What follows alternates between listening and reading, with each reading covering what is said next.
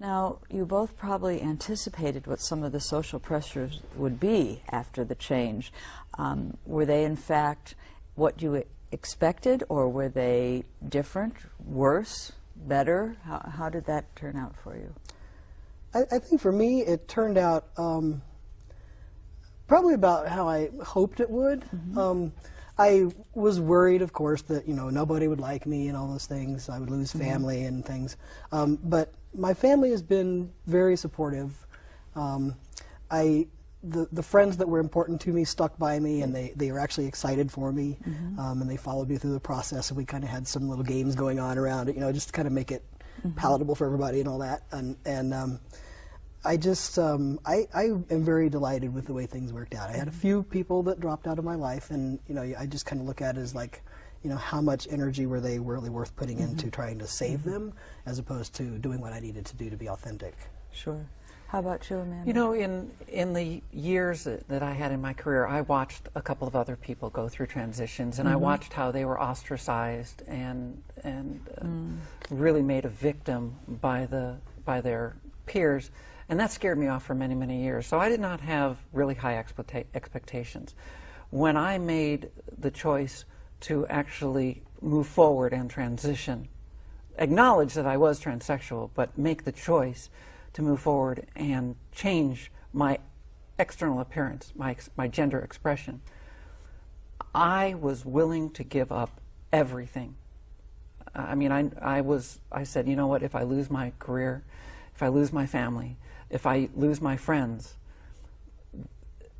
it's that important. I need to move forward, because otherwise I could potentially lose my life.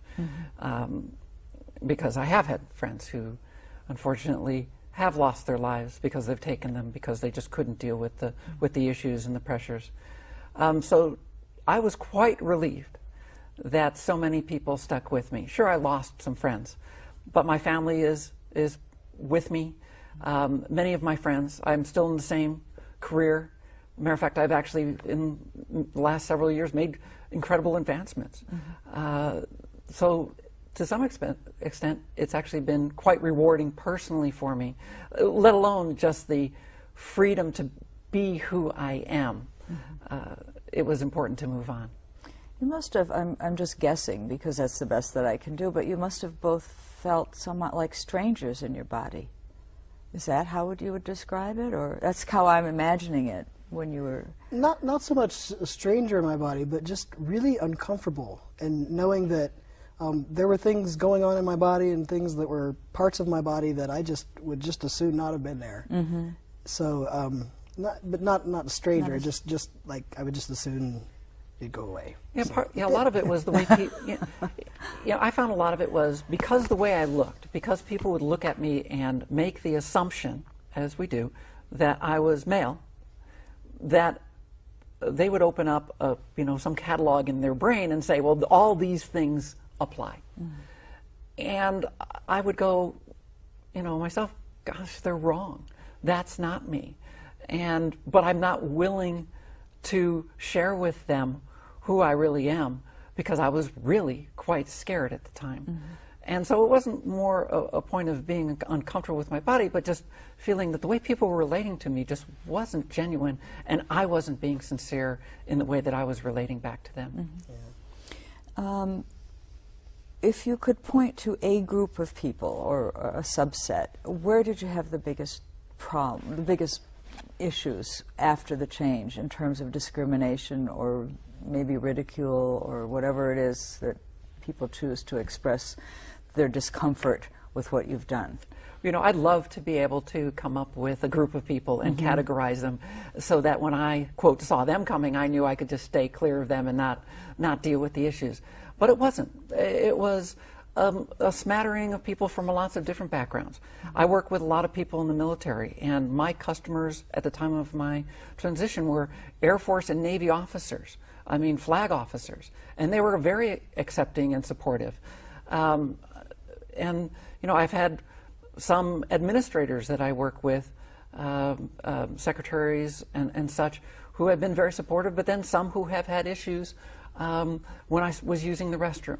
I've had some coworkers who just refused to work for me anymore but others who really wanted to work with me because they saw that my courage would help them in their careers because I was willing to press forward on important issues personally, and that those might also apply to my career and things that I would do professionally, and they wanted to be behind me. So I couldn't identify a group, but you know, I don't think it was really that many people.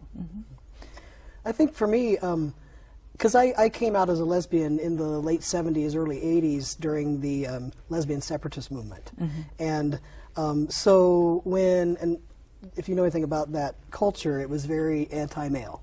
So for me to then suddenly say, after 20 years of living in that community, oh, guess what? I'm gonna be a man now. That didn't go over so well with a lot of folks. And probably in my circle of friends, those are the people who had the most trouble dealing with it. And interestingly enough, I probably had more problems with folks in the gay, lesbian, and bisexual community than I did with my straight friends, which I'm sure there's lots of reasons around that, but that's what I've experienced.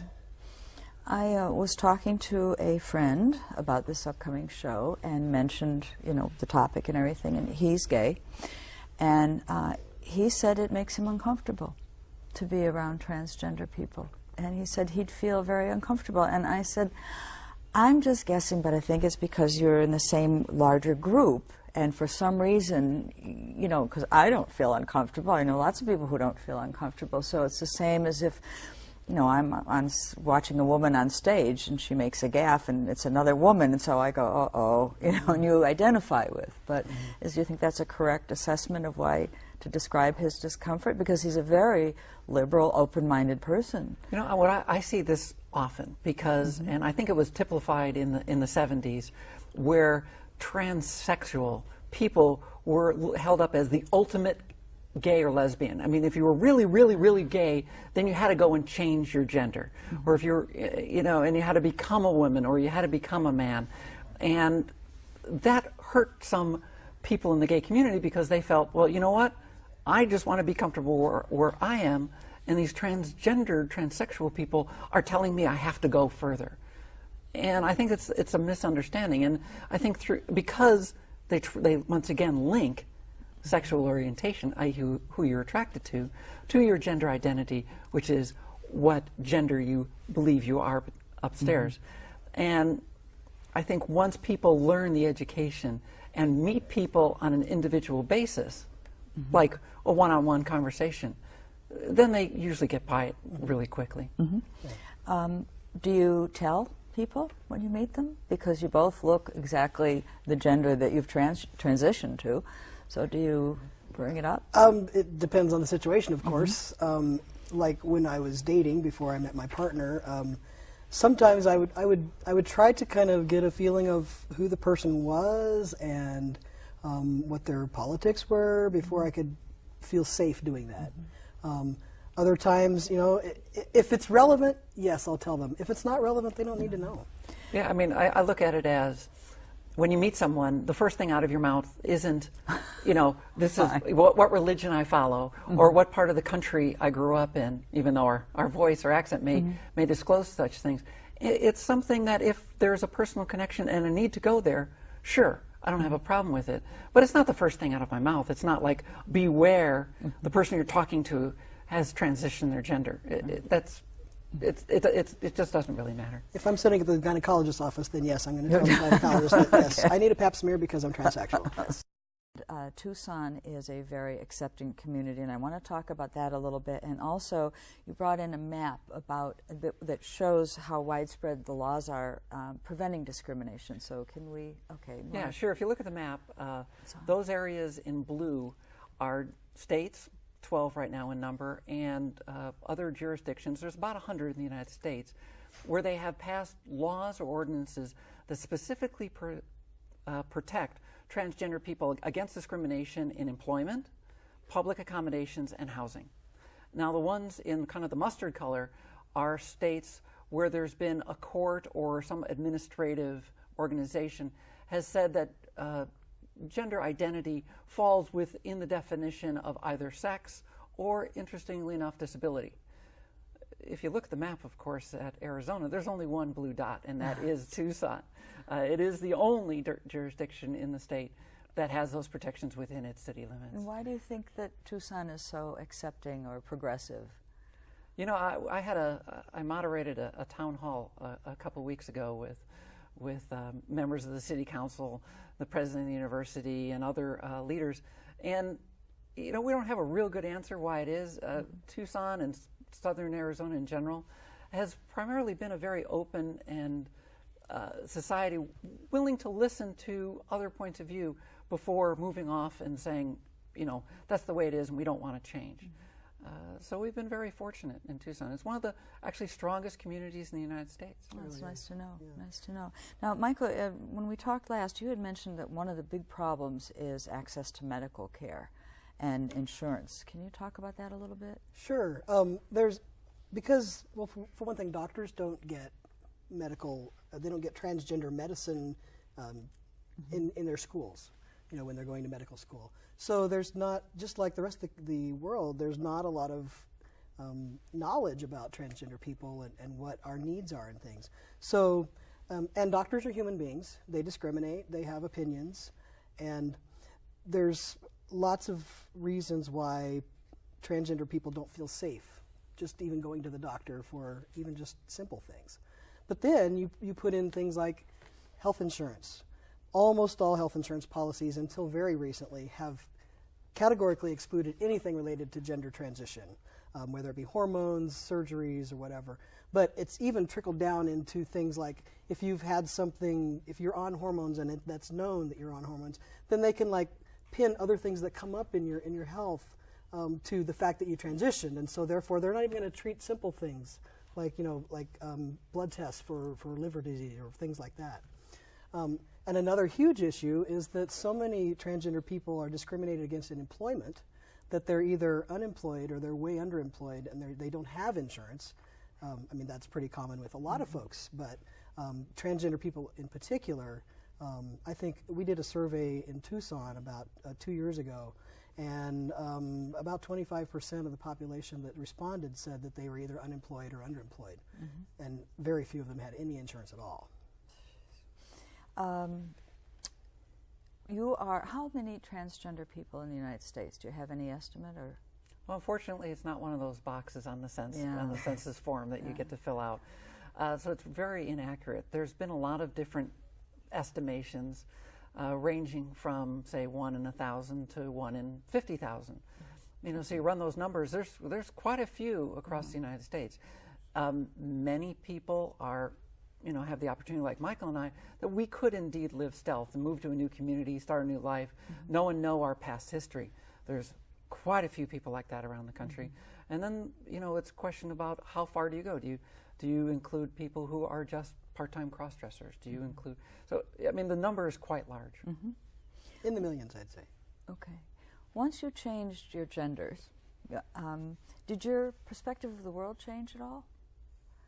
Well, it was kind of interesting. I think there were definitely some things that, as I had access as a male in our society, that all of a sudden I lost that access.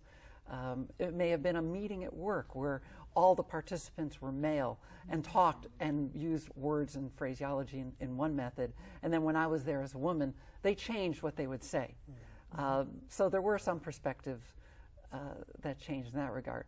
Certainly there's some physical things that changed. I thought it was kind of interesting that my hearing got better. I actually found different frequencies that I could hear that I wasn't able to hear before. Strictly from hormonal use, I found that the constant chatter in my head kind of quieted down.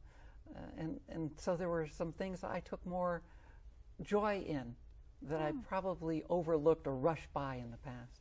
Yeah, and I actually, we'd never talked about that, but I've had exactly the opposite experience with the hearing. It's like my hearing's gotten worse.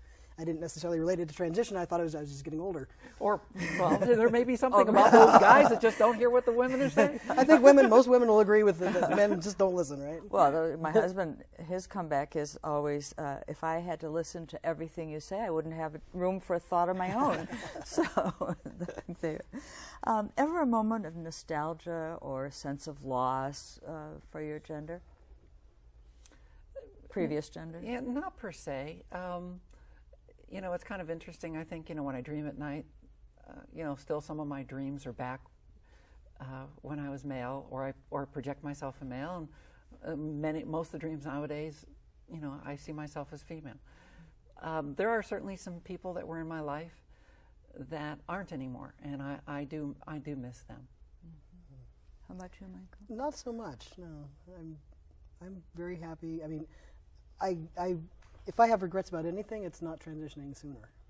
Oh, really? And how old were you? I was 35, 36. Yeah. And how old were you, Amanda? I was 39. Is that an average age? Or again, you don't know this? No, I don't really think so. I think, I mean, when I was growing up, we had, you know, a couple of role models. I had Christine Jorgensen and I had Renee Richards, and that's all you ever heard about. Mm-hmm. And it wasn't really until, you know, I was in my late 30s that the internet came out, and all of a sudden I found out that there were so many more. Mm-hmm. And I think that we see nowadays people transitioning in their teens. Mm-hmm. Absolutely. We have almost run out of time. Wow. Is there anything both of you would like to say to the audience about this issue? Well, if there was one thing I'd like to tell people is that we're still in an education mode. There's still a lot to be learned in the general public about what transgender people are, what's important, what are the issues. I think it was Stephen Covey said that before you can be understood, you need to understand. Mm-hmm. And through Wingspan and some of the related organizations, we do trainings at universities and colleges, and I really encourage people to sign up for those. My message is more to the gay and lesbian community and around inclusion in legislation and stuff like that. What they need to remember is that most discrimination against gay and lesbian people happens about their gender expression. It's not about who they're sleeping with, it's how they look. Mm-hmm. You know, people lose their jobs because they're too effeminate or they're too masculine if they're female, and things along those lines. So you've got to remember that when you're putting these legislations together, and you can't exclude gender identity or gender expression. It's very important to leave it in there. Amanda Simpson, thank you very much. Michael Woodward, pleasure to have you both on the show, and I want to leave the audience, who I want to also thank for joining us, with the words of Anais Nin, the author. Two different quotes of hers, but they fit together quite well. Everyone dies, but not everyone lives. Live your life in a way that makes you happy and proud. It takes courage to push yourself to places that you've never been before, to test your limits, to break through barriers. And then she said, and the day came when the risk it took to remain tight inside the bud was more painful than the risk it took to blossom. I love that one. Very nice. Thanks again so much. It goes by fast, doesn't it?